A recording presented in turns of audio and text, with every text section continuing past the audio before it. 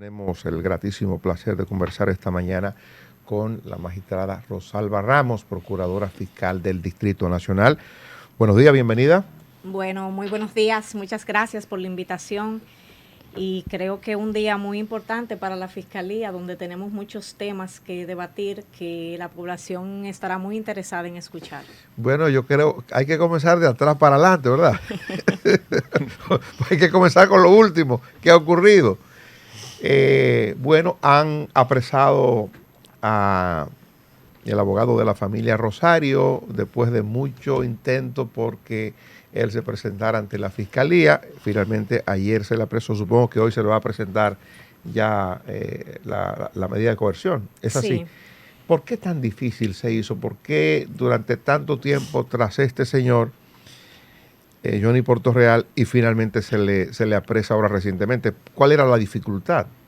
Miren, es importante destacar que no todos los casos son iguales. A veces los casos que podemos ver más sencillos se presenta algún tipo de dificultad, pero lo importante y el mensaje que debe mandar este caso es que todos los casos se resuelven temprano, tarde, a mediano plazo, pero se le da una respuesta a la sociedad. Nosotros hemos tenido casos donde hemos tenido más tiempo detrás de los imputados y las dificultades son múltiples y varían de caso a caso. Sin embargo, nosotros tuvimos un caso donde duramos 10 años detrás del imputado y él estuvo fuera, que le mandó a tirar ácido del diablo a una jovencita de 16 años.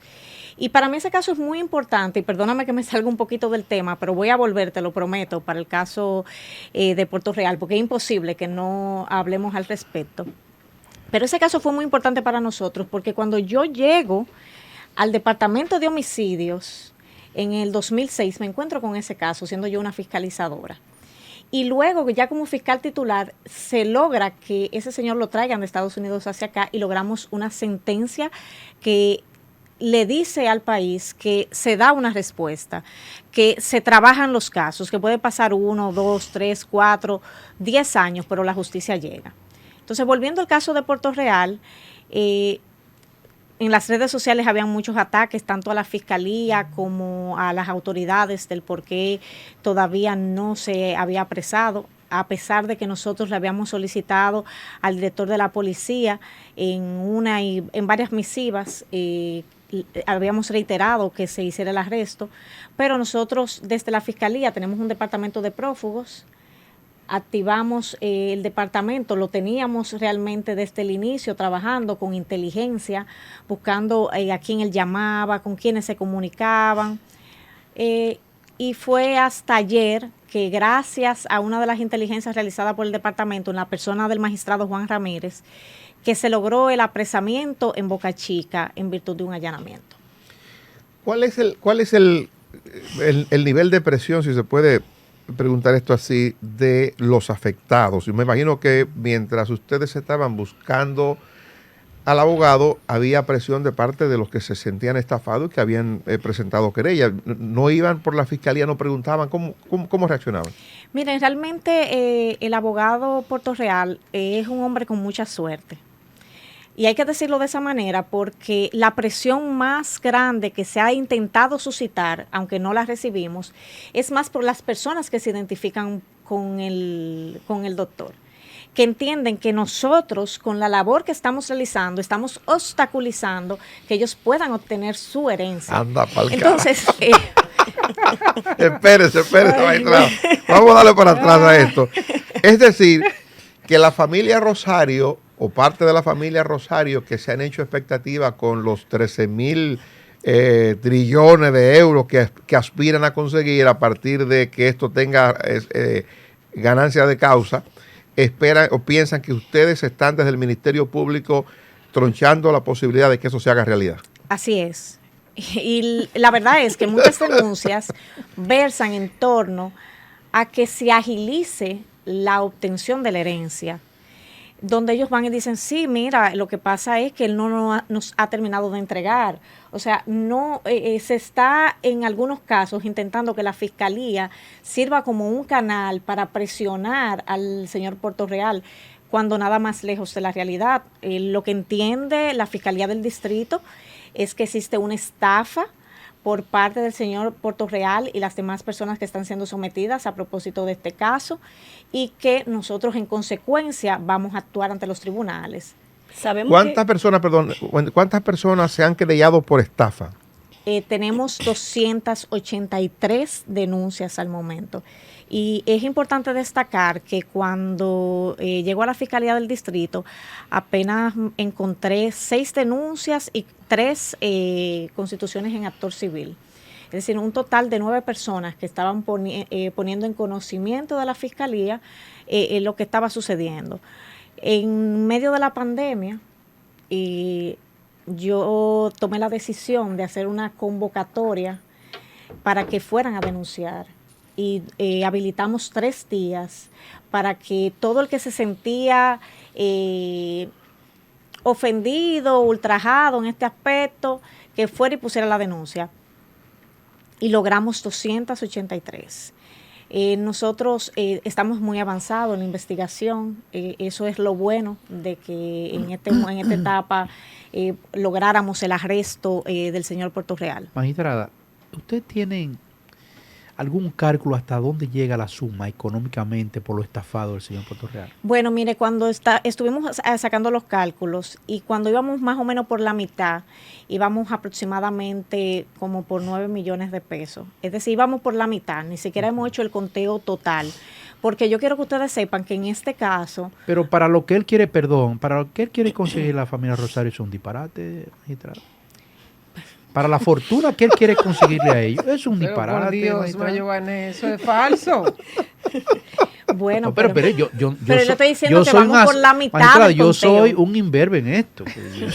El asunto, yo no soy abogado. O sea, a él que lo pague. No, yo le estoy diciendo que eso es un disparate. Pero tiene que recibirse 9 la millones de herencia. pesos para los 3.000 billones de dólares que él quiere conseguir a la familia Rosario. Bueno, Y aparentemente yo lo voy a ver cerca de mi casa, suerte en estos días. A él. ¿usted cree? Pues sí, Bueno. porque ellos están diciendo que ustedes le están tronchando la posibilidad que le llegue el dinero. Bueno, mire, hay que estar claro de algo. La estafa es un delito que es a instancia privada. Ok. Ahí nosotros estamos un poco atados.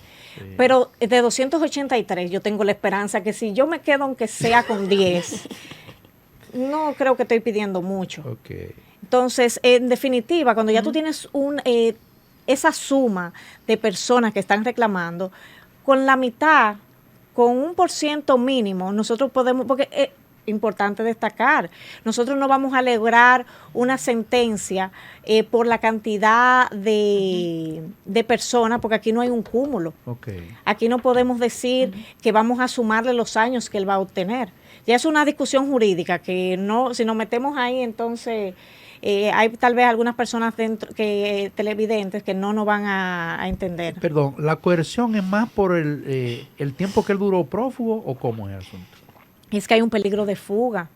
Incluso también... Perdone, magistrada. Para la gente que nos sintoniza por la 107.7, queremos recordarle que estamos conversando con la magistrada Rosalba Ramos, que es la procuradora fiscal del Distrito Nacional. Quisiera en esa línea que nos diga si ya tiene claro el Ministerio Público qué es lo que va a solicitar como medida de coerción, ya por lo que usted acaba de decir, por lo que ha precedido el hecho del apresamiento, que van a pedir prisión preventiva. Claro, por supuesto. En este caso tenemos múltiples víctimas, ya hemos hablado de 283. Esperamos que el apresamiento del señor Portorreal incentive a otras víctimas que en este tiempo que ha transcurrido desde la última convocatoria que nosotros habíamos realizado, se hayan convencido de que realmente es una estafa. Entonces, nosotros esperamos que se entusiasmen para que puedan ir a la fiscalía. Hoy se le conoce medida. Sí, nosotros vamos a depositar hoy. Porque precisamente porque, aunque fue apresado en el día de ayer y ya estamos listos, señores, tenemos más de 400 pruebas. Y 400 pruebas mal contadas, porque en una de las pruebas tenemos 900 y pico de poderes, que era uno de los mecanismos que él usaba para estafar a las personas. Bueno, yo he contado con una gente que yo conozco, una gente inteligente. A mí en lo particular me fue a hacer una propuesta y me dijo que era de la familia Rosario y que había un dinero que tenían ya, que eso estaba a punto de resolverse, pero que había que buscar algo para los abogados y que me estaba vendiendo en el 40% del valor lo que esa persona iba a recibir. Y yo le digo, ¿pero por qué a mí? No, digo, a mí no me interesa. Pero usted no tiene algún amigo, alguien que le interese, porque es una ganga, es un 40% que le voy a vender. ¿Por qué no me lo enviaste a mí? Y era una señora inteligente. Porque digo, es una gente tonta, sí, ¿verdad? Yo no me sorprende. Oh, yeah. Pero una gente inteligente, instruida. Dice, no, era un 40%, yo vendo la mitad de lo que me toca. Pero mira otra cosa. Bueno, yo pienso que he visto lo que ha ocurrido. Tal y como usted proyecta, algunos ciudadanos se pueden motivar e ir a presentar querella también por estafa. Gente que fue víctima quizás y no lo quería hacer porque entendía que eran infructuosos los esfuerzos para capturarlo. Ya él está en prisión en este momento y ya se le va a conocer la medida. Y no tengo duda de que eso es lo que va a ocurrir, que el juez va a dictar una medida de coerción de prisión preventiva, no sé por qué tiempo. Usted no sé si tienen ya listo el pedimento, ¿qué tiempo van a pedir? El caso tiene sus complejidades. Sin embargo, como yo les he dicho, nosotros estamos bastante avanzados en las investigaciones porque este caso para nosotros inició el año pasado con la emisión de las órdenes de arresto y de allanamiento, donde no solamente allanamos al señor Portorreal, lo que fue que en ese momento no lo encontramos, sino que también se procesaron a los señores Miguelina Gómez Santana, a Miguel de Olio Montero y a Hilario Amparo de la Cruz. Estas tres personas que operaban en conjunto con el señor Portorreal tienen impedimento de salida, garantía económica, así como grillete, que fueron las medidas que fueron impuestas por el tribunal.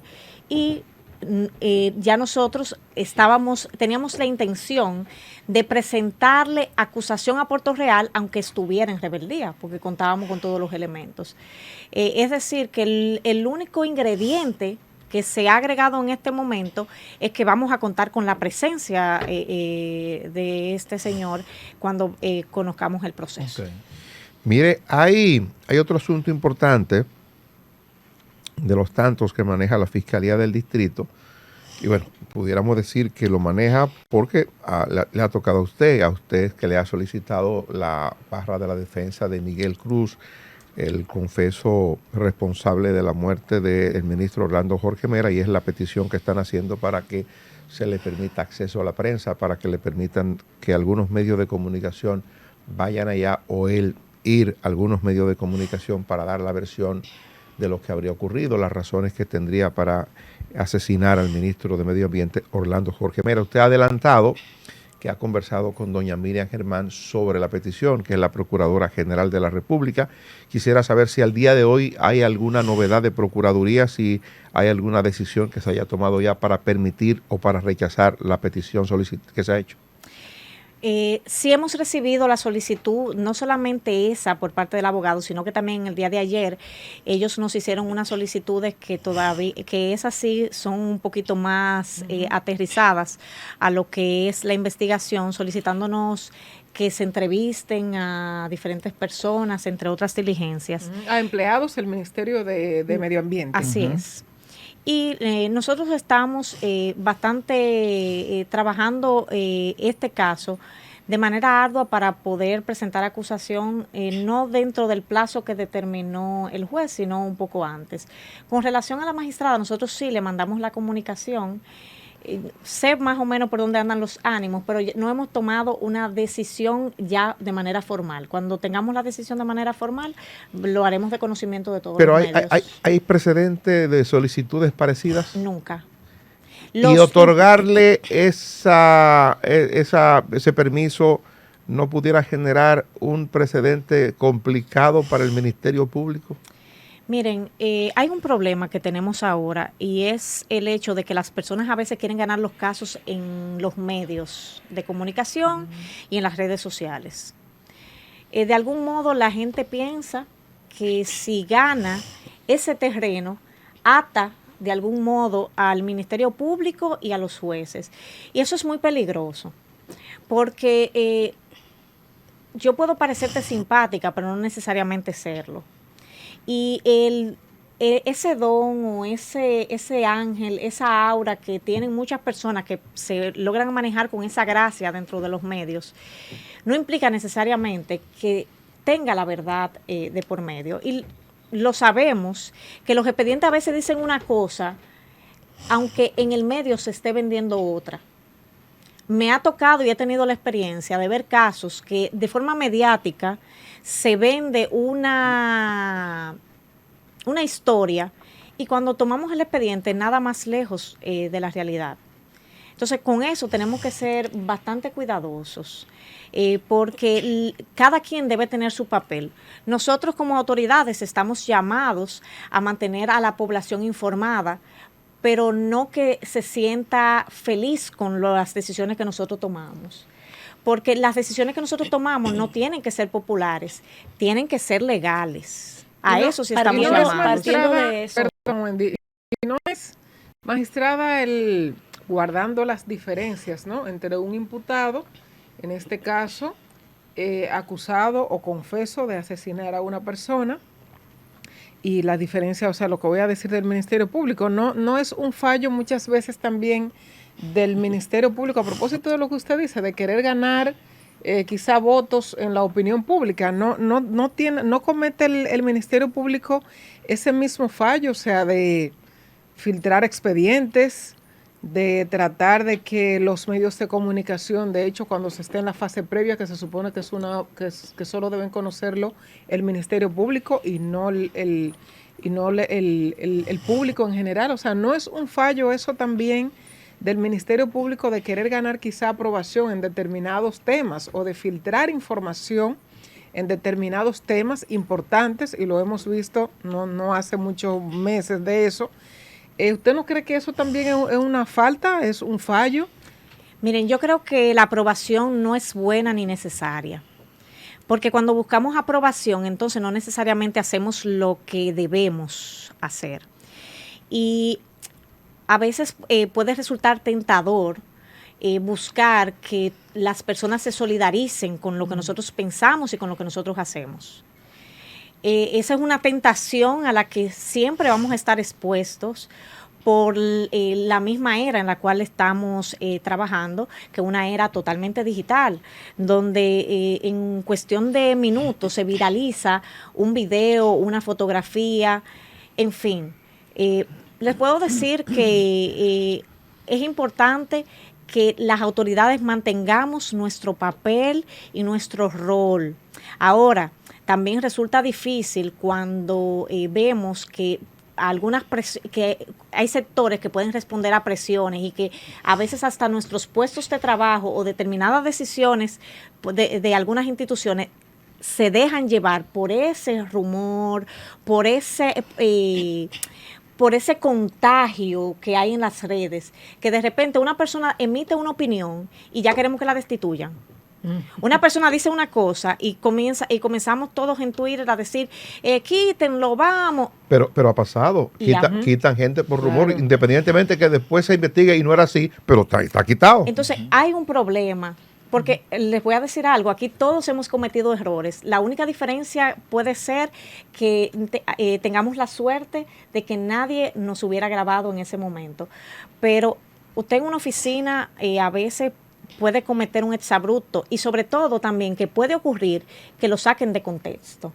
Porque si tuviéramos a veces toda la verdad y todo lo que tuviera que ver en una situación X, pudiéramos entender qué originó y en qué se desencadenó ese problema en particular. Usted señalaba, magistrada, hace poco que le llegaron algunas solicitudes referente al caso de el homicidio, asesinato, como ustedes lo han calificado. Asesinato. De el ministro Orlando Jorge Mera. Sabemos que usted no puede dar detalles porque está en el contexto de una investigación, pero justamente hacia ahí nos dirigimos. Se filtró, ya parece que lo subieron, tenemos aquí la solicitud. Y hay algunas cosas que ellos piden que parece apuntar al móvil del hecho. ¿Qué nos dice eso de la calificación jurídica entonces? Porque si hay un móvil, no podemos decir que fue un homicidio. ¿Qué usted entiende de esa estrategia de la defensa? Miren, yo respeto lo que haga cualquier letrado a los fines de poder defender y también ganarse los honorarios que le van a corresponder en ese sentido. Creo que vamos a tener el escenario para debatir todo lo pertinente a este caso. Ciertamente, como usted señala, estamos en una etapa que en virtud del artículo 290 se nos impide hablar del proceso y de algunas interioridades al respecto. Pero ustedes pueden saber que el Ministerio Público va a hacer, como siempre, hará una investigación objetiva en aras de hacer todas las diligencias que sean pertinentes. Ya sean propuestas por una parte como por otra. Y si decidimos no hacer una diligencia, vamos a justificar el por qué no. Además, ahí está el juez, que en el caso de que nosotros dijéramos no, algo no procede, tienen el camino abierto para ir al tribunal y decirle, mira, el Ministerio Público nos niega esta petición. Y será entonces el juez el que determinará si alguna petición que nosotros entendemos que no sea pertinente deba en el caso concreto de esta última petición que han hecho, que usted misma considera que es una petición mucho más aterrizada para que sean investigados, que sean interrogados X cantidad de personas, esa parte usted cree que el Ministerio Público cree que sí es factible. Miren, yo vi la solicitud, no me la he estudiado totalmente para poder, porque es importante reunirnos tanto la investigadora como yo, que soy la titular, que estoy también llevando el proceso, para ver la pertinencia. Porque muchas veces nosotros vemos una petición y vemos, mira, es muy aterrizada, es una buena petición, volvemos y la leemos y podemos hasta cambiar de opinión. Porque decimos, ven acá, ¿qué pasa aquí? ¿Qué será? Pero al final, lo importante es que se haga una investigación lo más abierta posible, para que al momento de nosotros presentar el acto conclusivo que corresponde, podamos haber explorado todas las posibilidades. Hay quienes creen que es posible que la defensa de Miguel Cruz pretenda crear el espacio para matar 2 veces al ministro Orlando Jorge Mera, y creen que la solicitud que se está haciendo procura establecer una versión distinta a la que el Ministerio Público ya de entrada ha planteado como la posibilidad o como el móvil para la comisión del crimen. Y yo le pregunto, ¿hay garantía de que esto no ocurra o tiene el Ministerio Público el poder como para impedir algo parecido si se quisiera? La libertad de expresión que tiene una persona es imposible delimitársela. Lo que es importante que todos sepamos es que una persona en medio de un proceso como este es la única persona que tiene el derecho de mentir. Es el único, porque le está cayendo todo el peso del Estado, que le está investigando y que cuenta con todas las herramientas. Entonces, en ese sentido, él puede decir lo que él entienda pertinente para él defenderse, pero nosotros no debemos centrarnos en eso. Nosotros debemos centrarnos más en lo que se pueda decir, en lo que se pueda demostrar, y estar claros de que lo que ocurrió es un hecho que debe ser sancionado y que debe ser recriminado, porque la muerte de un ministro en las instalaciones del ministerio y bajo las circunstancias de cómo ocurrió todo, es algo que debe llamarnos a reflexión. Era un hombre que estaba en su lugar de trabajo. Sí. Era un hombre que incluso lo que lo mató fue la confianza. Sí. Porque él confiaba en ese señor. Y pese al exabrupto que él presenta, que es algo ya público por la medida de coerción frente a todo el mundo, él le dice, no, él es mi amigo. Entonces, a él lo que lo mató más que todo fue la confianza. Magistrada, ¿cuál sería la diferencia? ¿Que él lo diga públicamente o lo que le diga a usted? Y otra, para terminar de parte mía, usted ha recibido en esa posición que es tan importante y con tantas responsabilidades, ¿chantaje alguna vez o amenaza? Mire, cuando yo estaba en Santo Domingo Este, tuvimos un caso donde sí me amenazaron de manera directa. He recibido amenazas, pero yo siempre he creído que esto es un riesgo con el cual se corre. Y además, cuando tú estás sometiendo a una persona que tú le estás quitando lo más importante, que es la libertad, Hay veces que también la gente habla y no necesariamente lo razona, sino que ese momento lo lleva a amenazar y a decir cosas que no necesariamente quiera o vaya a cumplir. Sí, siempre he tomado las medidas de seguridad pertinentes, pero tampoco me he tomado muy en serio algunas de las amenazas que he podido recibir en ese sentido, porque creo que como funcionario, en principio, tú debes entender que tú tocas intereses, que las personas a veces se pueden sentir dañadas por una acción que tú emprendes, y aunque lo haces intentando garantizarle todos sus derechos, usted no va a tener, hay gente que no va a estar contenta aunque Sí. usted lo aprecie con todas las garantías de ley. Y la otra fue que cuál sería la diferencia que Miguel Cruz lo diga públicamente en una rueda de prensa o que se lo diga a ustedes. Miren, es un asunto de percepción, porque y es un asunto de la importancia que le demos. A veces, por eso, yo a veces me pregunto, ¿por qué esto se hace viral y esto no? ¿Por qué esto le llega a la población y esto no? Cuando yo estaba en Santo Domingo Este como titular, yo tenía casos que eran horrendos y yo no veía el interés de la prensa. Sin embargo, otros casos que son importantes, porque para mí todos los casos son importantes, pero porque están dentro del distrito, generan mucho más atención, mucho más seguimiento por parte de la prensa. Entonces, a veces se trata de en qué la población o la ciudadanía pone su atención en ese momento, qué le genera interés. Mire, antes de que intervenga nuestro compañero José María Reyes, que tiene una pregunta para hacer ahora, quisiera que aclare si es necesario, si precisa de aclaración, una versión que manejan los abogados de Miguel Cruz, y es de que no se le ha querido entregar el interrogatorio que le han practicado a su cliente y le han pedido al Ministerio Público, lo solicitaron en un momento, el interrogatorio completo. Miren, como les dije, ahora mismo nosotros estamos en una etapa en la cual nosotros no compartimos la información. Las informaciones que yo he compartido con ustedes son muchas de las que son públicas. Es importante destacar que algunas cosas que tienen que ver con las peticiones que ellos han hecho, la han filtrado ellos mismos, porque nosotros no tenemos el interés de ventilar ese caso en los medios.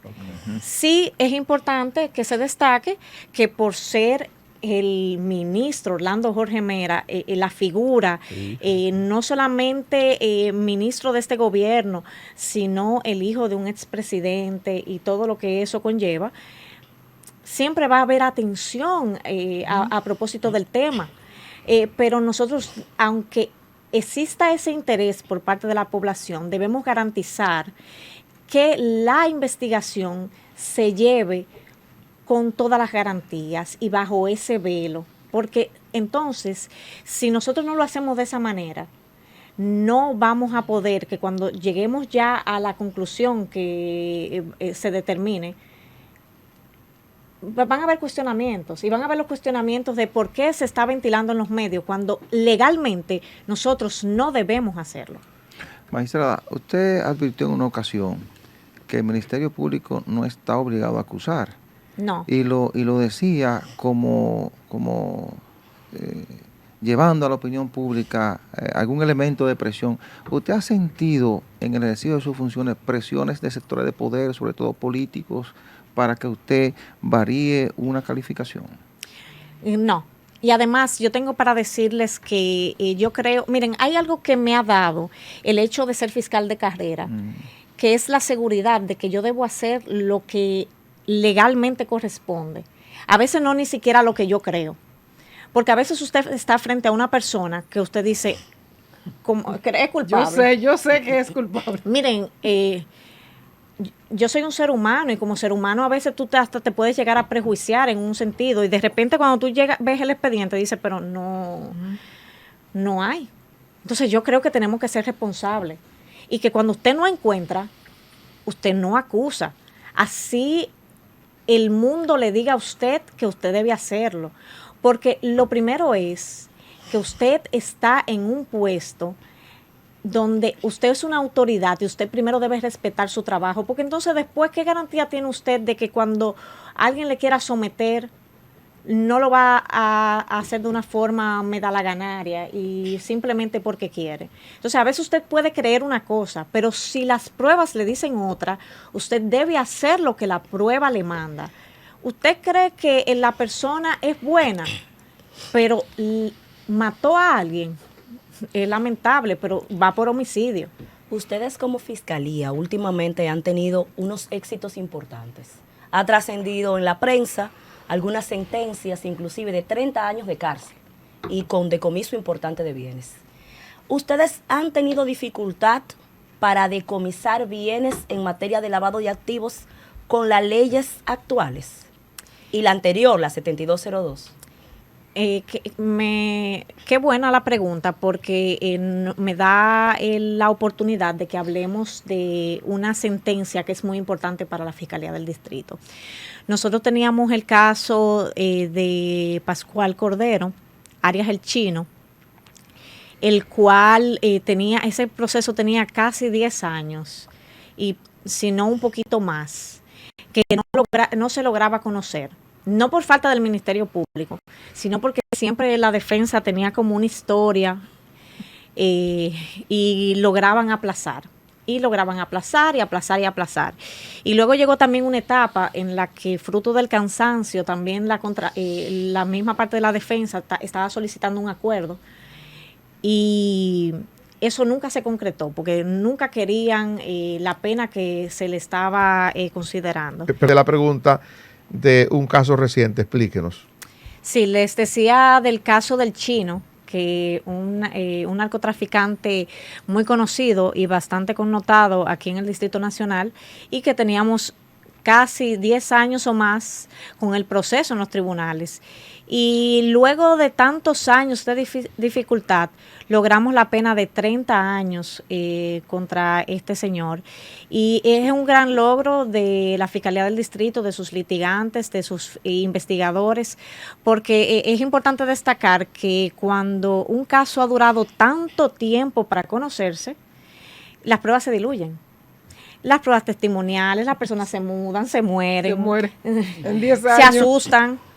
Y sin embargo, hay que hablar que lograr 30 años con un expediente que estuvo tanto tiempo en espera dentro del tren judicial, nosotros realmente lo vemos como algo que tenemos que enaltecer. ¿Y el decomiso de los bienes, magistrada, de ese caso? El tribunal lo ordenó. Ciertamente, como ustedes saben, las personas no aceptan inmediatamente la sentencia que se les impone y tienen recursos para ello. Nosotros sabemos que este caso cuenta con todas las pruebas para que sea confirmada en todas las instancias, y no tenemos miedo de que si eventualmente se dice que se tiene que conocer otra vez, que es una facultad que puede tener la Corte, nosotros vamos y lo conocemos de nuevo. Porque cuando tú tienes la seguridad de que cuenta con todas las pruebas para poder demostrar la responsabilidad de una persona, no importa cuántas veces se tenga que discutir el proceso. Sí, lo traumático ha sido que la contraparte no quiere que se conozca, y sabemos, y ya ustedes saben por qué, después de haber obtenido una sentencia de 30 años. Mire, magistrada, usted ha estado participando en principio de la administración de este gobierno del tema de la seguridad. Le han invitado a participar en algunas actividades del Ministerio de Interior y Policía, usted como representante de la Fiscalía del Distrito para los programas pilotos de seguridad. Le quiero preguntar si ha tenido alguna respuesta de lo que se ha proyectado, cómo ve usted lo que ha ocurrido, de los barrios que se han intervenido donde usted ha participado como fiscal. Este proyecto del Ministerio de Interior y Policía nos ha dado la oportunidad de que trabajemos en conjunto todas las instituciones, y sobre todo también de que la Fiscalía logre replantearse algunos temas que, aunque parecen sencillos, el hecho de poder evaluarlos nueva vez nos ayuda también a dar respuesta y a estar al día y dándole seguimiento a lo que ocurre en cada una de estas demarcaciones. Hay muchas cosas que pudieran resultar aburridas, nosotros comentarlas aquí, pero sí es importante que este proyecto del ministerio nos ha sentado a las cabezas de las instituciones a tomar decisiones, a enfocarnos en esa parte que a veces la vemos como algo pequeño dentro de todo lo que podemos tener. Entonces, en el caso de nosotros, desde las fiscalías comunitarias, seguimos brindando respuesta. Ahí hemos tenido que volver a ver, porque la pandemia fue un golpe duro. La pandemia nos golpeó de una manera muy fuerte, sobre todo porque no sabíamos cómo enfrentar el fenómeno. Y eso hizo que... Pero en términos de delito bajó dramáticamente. No creo que bajara dramáticamente. Las denuncias bajaron dramáticamente. Pero la gente estaba trancada, magistrada. Sí, la gente estaba trancada. Pero ¿qué pasa? ¿Bajaron los asesinatos, el raterismo? No. No. No. El robo sí. Sí vimos que se reflejó en el departamento de robo una baja, pero el departamento de homicidios nunca paró de trabajar. El departamento de delitos de alta tecnología aumentó. Yo no puedo entender, bueno, eso es un fenómeno que se lo puedo explicar perfectamente y que podemos entrar ahí en ese tema, porque aumentó. Pero sin embargo, otros casos como violencia de género bajaron las denuncias. ¿Qué es importante que tengamos claro? Que baje la denuncia no implica en lo absoluto que el tipo penal no se esté dando. Tendríamos que analizar algunos factores y eso tiene que responder a algunas investigaciones, saber si de repente la gente, porque tenía miedo de exponerse, no iba a la fiscalía y solamente iba para los casos que podemos considerar extremos. Eso ya lo podemos ver dentro de unos años, si alguien se anima a estudiar el fenómeno. Magistrada, ¿cuál es la seguridad que tienen esos imputados como el Chino, el señor Miguel Cruz, en esas cárceles? Miren, el sistema carcelario nuestro cuenta con las condiciones como para que ese tipo de preso que nosotros consideramos de alto riesgo, tanto que son de alto riesgo para otras personas que están recluidas, como incluso ellos mismos están en riesgo por la connotación que tienen dentro del mundo delictivo donde se desempeñan, a modo que se le pueda preservar, se pueda cuidar de su vida, así como de las personas que están alrededor en ese sentido. Magistrada, otro caso que conmocionó a la ciudadanía y específicamente a la ciudad capital directamente, usted estaba de licencia, pero que es de la Fiscalía del Distrito. ¿Qué ha pasado con el caso del destacamento de Naco? ¿Qué ha pasado con ese proceso penal y qué han hecho ustedes en combinación con la policía para que eso no se pueda dar nueva vez? Ciertamente estaba de licencia cuando ocurrió y de licencia de maternidad, y es importante destacar que aunque estaba fuera de la fiscalía, yo me pronuncié de manera pública vía Twitter porque entendí que era un caso bastante lamentable, muy penoso, porque sobre todo cuando nosotros las autoridades estamos involucradas de modo directo o indirecto en la muerte de un joven, como se veía que era el joven David, que por lo menos en las fotografías tú veías que era un hombre joven, un hombre robusto, y nadie tiene que quitarle la vida a otro, bajo ninguna circunstancia. Entonces, en ese sentido, sí me pronuncié de manera pública. Es un caso que nosotros tenemos. En ese sentido, incluso la misma Procuradora General de la República mostró su preocupación y mediante una instrucción general que dio al respecto, instruyó a que la magistrada Jenny Berenice a nivel del país le diera seguimiento a este tipo de casos. Nosotros está en una etapa de investigación. Es importante que nosotros demos un ejemplo en ese proceso, que se esclarezca de manera total, que en este caso sí puedan tener acceso todo el que quiera a la información luego de finalizada la investigación, porque la confianza en las autoridades bajo este tipo de esquema, eso tiene que quedar claro. El reto de nosotros es que quede clarísimo. Y que si usted no quedó claro después de que lo vio, usted tenga la oportunidad de volverlo a ver. Porque que a una persona le quiten la vida en un área donde se supone que está llamada a estar más segura, es preocupante. Pero ¿por qué, magistrada, a veces desde fuera vemos los casos como fáciles o que deberían ser más rápidos al momento de tratarlo por parte, cuando se refiere a la investigación? Cuando es como tan evidente, ¿no?, la situación, o lo que vemos nosotros desde fuera, ¿no? Claro, el Ministerio Público tiene otro orden, pero ¿por qué a veces parece tan lento el proceso cuando son cosas que son como tan evidentes? A propósito de eso del joven David de los Santos, y en esa misma línea, ¿tiene la plaza alguna responsabilidad? Porque no sé, eso como que se dejó así, como que la plaza, bueno, quedó como al margen de lo que pasó posteriormente en el destacamento, pero bueno, la plaza tiene en principio una responsabilidad de entregar el joven a la policía cuando aparentemente no había hecho nada al interior de la plaza como para enviarlo como para llamar a un agente de la Policía Nacional para que lo fuera a buscar. ¿Tiene la plaza o va a tener la plaza alguna responsabilidad o será llamada dentro del proceso? Me encanta tu pregunta, Johanna, porque es importante que la gente sepa. ¿Por qué si se ve tan fácil no se resuelve así de fácil? ¿Por qué si se ve tan fácil no se resuelve así de rápido? ¿Por qué si se ve así de evidente no obtenemos una respuesta inmediata? Yo también quisiera que funcione así, porque si funciona así, en la medida en la que es evidente, tú lo presentas y tú vas obteniendo una respuesta.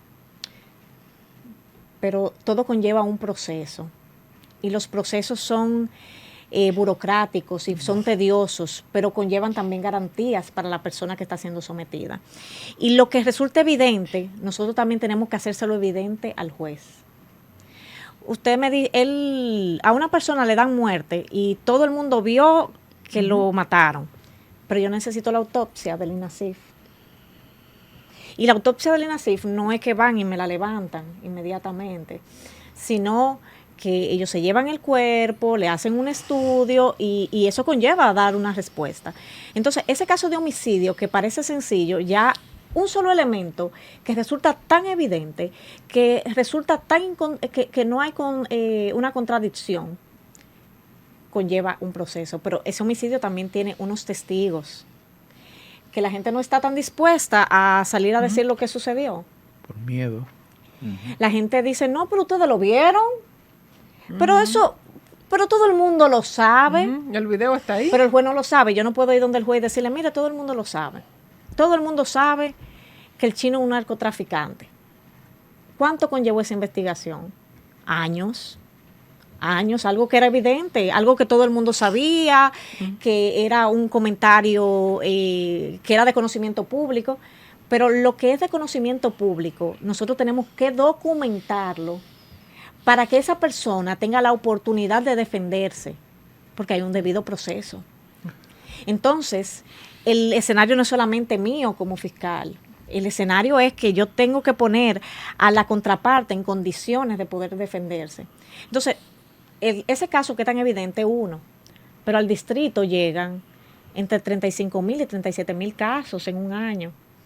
Y si nosotros vemos que también hay casos que son sencillos, donde hay que sentarse a hablar con las partes, cada una conlleva tiempo, dedicación y preparación de estos procesos. Magistrada, ¿no ha llegado alguna demanda de la familia de parte de David a los empresarios o a la plaza?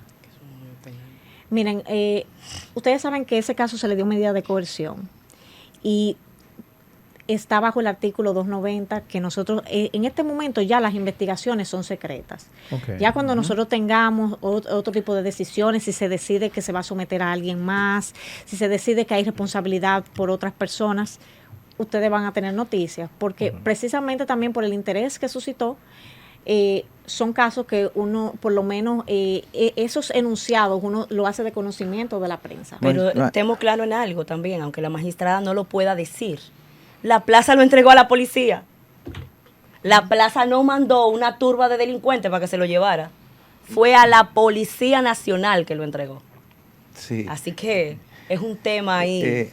Magistrada, a raíz de la aprobación de un nuevo código de procedimiento penal, se estableció una nueva realidad. En cada destacamento hay un representante del Ministerio Público. ¿Cómo es esa dinámica de trabajo entre el Ministerio Público y la policía para garantizar que el Ministerio Público realmente pueda recabar las pruebas y sustentar bien sus expedientes y agilizar los procesos? Usted bien acaba de decir que no es tan fácil recabar pruebas para poder acusar a alguien. ¿Cómo se da esa dinámica de trabajo y si ha sido de más utilidad ahora? Las fiscalías comunitarias nos dan una garantía de que la población se sienta más cerca de nosotros. Antes todo el mundo iba para el Palacio de Justicia de Ciudad Nueva y había mucha congestión de trabajo, mucho tumulto. Eso también conllevaba que las personas no fueran a denunciar, porque cuando nadie quiere otro problema, tú tienes un problema, pero tú no quieres otro problema, cuando tú no sabes si ese otro problema te va a resolver el problema. Entonces, de repente, con las comunitarias se descongestionó, se logró que las personas se sintieran más cerca. Con el caso de violencia de género, por ejemplo, donde las víctimas tienen una tendencia muy elevada a arrepentirse, al tener la fiscalía cerca, el trayecto para el arrepentimiento es mucho menor. Ahí tienen una psicóloga o un psicólogo. Contamos también con un médico legista y eso también abarata los costos, porque recordemos que muchas veces las víctimas no cuentan con los recursos suficientes como para trasladarse de un punto a otro. Y nosotros lo vemos fácil, porque tal vez contamos con un pasaje, no es el problema que tenemos. Pero nosotros tenemos víctimas que no tienen la condición a veces ni para coger un carro público. Que sí hemos logrado, que tenemos una caja chica, que cuando tenemos víctimas que están muy vulnerables y que la condición económica evidentemente no tienen los recursos, se les ayuda con eso. Incluso también tenemos el centro de sobrevivientes, donde las mujeres de manera gratuita reciben la mejor atención psicológica y psiquiátrica de ser necesaria a 0 pesos. Magistrada, por vía del DICAT, ¿cuántas denuncias por robo por asuntos de tecnología han llegado allá? Miren, la realidad que tenemos es que hay que hacer una inversión en cuanto a lo que tiene que ver con el DICAT y con la persecución de los delitos, de los ciberdelitos. Después de la pandemia, nosotros desde la Fiscalía estuvimos haciendo una campaña para hablar de la importancia de esto. Miren, a mí, por ejemplo, me han llegado unos emails del supuesto banco de reservas diciéndome que yo tengo un problema con la cuenta y que entre para que yo cambie mi contraseña. Yo no sé, vamos a averiguar ahorita quién es que me está mandando el email, pero ha insistido. Para usted más fácil que a mí. Para usted más fácil que nosotros, me imagino. Pero, y ahora ofrecen trabajo de Amazon. Ajá. Sí. Entonces, señores, es importante que nosotros entendamos que hay que invertir en la justicia, porque a veces vemos como un gasto lo que se pone en el Ministerio Público, vemos como un gasto lo que se pone en la policía. La policía y el Ministerio Público no reciben los recursos suficientes, porque siempre habrá más que perseguir.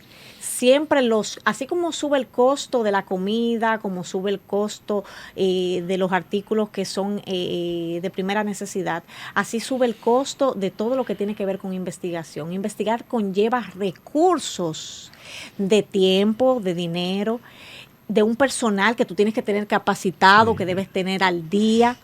Por eso a veces vemos que dentro de las instituciones públicas el mejor personal se va buscando mejores ofertas de trabajo, porque mientras usted está mejor capacitado, usted tiene mejores ofertas. Y deberían estar las instituciones públicas en condiciones de poder pelear esos activos, que es el personal que cuenta con las capacidades también para poder perseguir e investigar el delito. Ese departamento del DICAT parece, en el buen sentido de la palabra, una cocina cualquiera. Y la responsabilidad que tienen esa gente es muy grande, magistrada.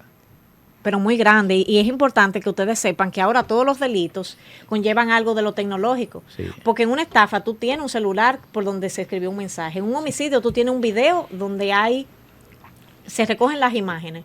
Entonces es importante que se invierta en ¿Usted ha eso. visitado ese departamento? Por supuesto. Mire, magistrada, antes de que se nos vaya, el caso de la solicitud de arresto para 7 agentes de la Dirección General de Tránsito y Transporte Terrestre, ¿en qué ha quedado eso? ¿Se va a presentar el caso? En principio dice que hay una negativa del juez para que sean arrestados. ¿En qué estamos? Miren, este caso del defensor del pueblo también ha suscitado mucho interés dentro de todos. Aquí también lo que ha llamado más la atención es que estamos hablando de 2 autoridades que están enfrentándose. Sí salió a los medios el tema de la solicitud que nosotros habíamos realizado, de que habíamos solicitado la orden de arresto, y la jueza en ese momento entendía que debíamos agotar una fase de conciliación, que lo ideal sería que se sentaran las partes a conversar en ese proceso. Miren, nosotros ya el expediente lo tenemos listo, es importante que destaquemos eso. Incluso la semana pasada yo me refería a propósito de eso, de que estamos en condiciones de presentar ya en cualquier momento la acusación con todos los elementos de prueba para respaldarla. Y ustedes van a ver en ese momento ya con todo lo que nosotros contamos. Ojalá y esto jamás se repita, que exista un hecho como este, donde una autoridad va a cumplir con su función y que otra, entonces, en lugar de que entremos en diálogo, lo que se suscitó allí, de donde golpearon inclusive al abogado Harold Modesto, una persona que es muy bien conocida por los medios por ser una persona serena y ser un gran profesional. Mire, magistrada, finalmente de mi parte, ¿cuál es su nivel de relación con Miriam Germán Brito? Yo tengo una buena relación con la magistrada, una relación que es profesional. ¿Hay una buena coordinación? ¿Usted se siente cómoda? Sí, yo me siento cómoda. Ya. Magistrada, esa paciencia suya que nosotros le vemos así aquí, Ahí viene Mayovane. es así cuando va alguien allá que está ante el estrado, es así usted. Cuando yo tenga... Perdón, usted tengo una sensación de usted como Alejandro Vargas, así más o menos. No, ella así de tranquilita te pide 30 años. Mira que Bueno, déjamela, No, por porque no es favor. ella, son las pruebas. No, pero Mira perdón. qué pasa. No me la interprete. Mire, yo tengo 15 años, casi Sí. 16 años en el Ministerio Público. He aprendido que con respeto usted puede hacer lo mismo que levantando la voz. Okay. Si yo le puedo pedir sus 30 años de una manera tranquila y peleo, yo peleo. Sí, sí. Lo que pasa es que en esto hay que mantener la línea entre el hecho y la persona. Okay. Yo no tengo por qué faltarle el respeto y vocearle ladrón, Sí. aunque se haya robado lo que se haya robado. Vamos a referirnos a los hechos. Además, mire algo, que usted puede estar frente a la peor persona del mundo, pero tiene familia, tiene hijos, tiene mamá, Iba tiene por ahí, papá. magistrada, iba por ahí. Entonces a veces usted no lo hace por la persona, Sí. sino por la familia. Hay casos que a mí me sacan donde uno quisiera como decirle muchas cosas al imputado. Sí. Uno quisiera como decirle tantas cosas. Sí. Y cuando pienso en eso, pienso en un caso en particular de un señor que mató a su hijo Sí. para controlar a la mujer, porque la mujer no llegaba. Y, óigame, el que mata a su hijo, uno debería decirle muchas cosas, pero yo creo que también, después de que uno ve tantos casos, uno debe mantenerse Sí, sereno sí. también para ver las cosas Magistrada, con objetividad. cuando usted toma casos así de decisión, que usted se va a su casa. Eso yo pensando, usted no ha dicho, bueno, me pasé de la raya. La conciencia no le da. En algún caso no le ha pasado, me pasé de la rayita con ese señor. Miren, 16 años, Sí. uno tiene que madurar y evolucionar. Sí. Y yo he tenido tantos casos que me han llevado a reflexionar tal vez qué pude haber hecho mejor. Okay. Los casos que a mí me han hecho mejorar más como fiscal han sido los que yo perdí. Okay. Porque el que usted ganó, usted lo celebra. Usted Ok. dice, gané ese caso estaba muy bien logrado. Okay. Usted no lo analiza. Pero cuando usted pierde un caso en un tribunal, Sí. usted piensa, ¿qué yo pude haber hecho mejor? ¿Qué prueba yo no sometí que pudo haber sido más fácil que el juez entendiera? Y eso hace que el otro caso que usted tenga, usted lo haga mejor. O que Ok, usted el ok. recurso que conlleva a ese proceso, usted lo haga mejor. Ok. Magistrada, gracias por su tiempo. De verdad que es un placer. Yo le quiero decir a la pregunta de Mayobanex y a su respuesta, la expresión popular que dice, del agua brava líbrame Dios, que de la mansa me libro yo. Sí, señor, sí, señor. Bueno, gracias de verdad a Rosalba Ramos, magistrada, Excelente, excelente. procuradora fiscal del Distrito Nacional. Sacamos el jugo. Bueno, es una gente muy fácil, muy asequible y muy clara y muy llana en lo que ha planteado. Así que le felicitamos y deseamos que en la medida de lo posible siempre venga a compartir con nosotros acá, a orientar al Y país. que nos dé los trucos de cómo se queda doctora, también magistrada, después de la maternidad. Pero está nuevecita. Le vamos a pedir una disculpa. Está nuevecita de caja. Le vamos a pedir una disculpa que no disfrutó de un buen chocolate ahorita. Ah, no se preocupe. Debimos guardárselo. Cuando vuelva, Cuando vuelva. Pero tiene que venir cuando venga Joana, que ahí es que Si nos no llega manda el los jueves, chocolates. no.